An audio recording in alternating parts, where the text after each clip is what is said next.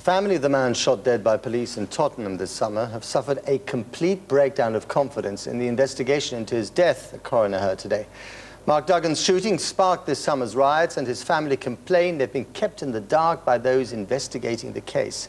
Mr. Duggan was under surveillance when he was shot. A handgun was found at the scene. Here's Katie Razzle. They came to Barnet Coroner's Court for answers they say haven't been forthcoming. Mark Duggan's partner, aunt, brothers. Mr. Duggan shot dead by police in Tottenham, North London last August. Attempts to revive him failed. At the time, the police and the Independent Police Complaints Commission, called in to investigate, suggested there'd been an exchange of gunfire. The IPCC admitted to the court what has already been reported. That was a mistake. This was a pre-inquest hearing, but the court inside here was packed. There were 2 rows of Mark Duggan's family and 7 lawyers, representing everyone from the relatives to police officers to the Independent Police Complaints Commission. At times this morning, it felt as if the IPCC were on trial.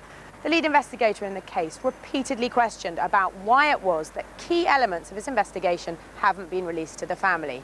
He said time and time again he couldn't comment because of ongoing criminal proceedings. It's been 4 months since Mr. Duggan's killing. The family's barrister told the court they've suffered a complete breakdown of confidence in the investigation. Referring to the handgun found at the scene, Mr. Mansfield QC for the family said, "The gun has been examined for blood, and the blood on the gun comes from 2 people, but not Mr. Duggan. It's not appropriate to comment. It's claimed the handgun was covered with a sock. Has it been examined for DNA? I'm not going to comment.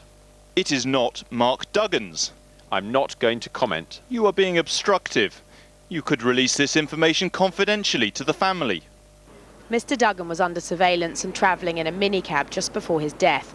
Today, his family heard the handgun it's been reported he'd borrowed was found 14 feet away and also didn't have his DNA or fingerprints on it.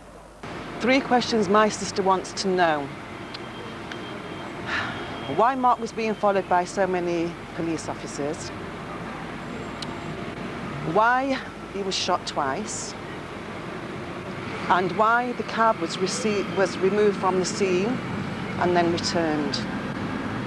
We still haven't got any answers to any of those questions. In fact, we haven't got any answers to any of the questions we've been asking. There is clearly a gulf opening up between the IPCC investigation, the family and the wider public. The IPCC have a guardianship role, and they must exercise that properly. And the absence of information in this case and the misinformation in this case is causing huge stress and concern. Mr. Lammy raised the case in Parliament this afternoon. Given the catastrophe that was this morning's pre-hearing inquest, he asked ministers to look at the IPCC's handling of it. There is no reason at the moment to order any kind of review of it. It's important that it takes its course properly. The IPCC said in court it was surprised and disappointed to hear the family's strength of feeling against them. Mr. Duggan's inquest, the coroner ruled today, will be next September.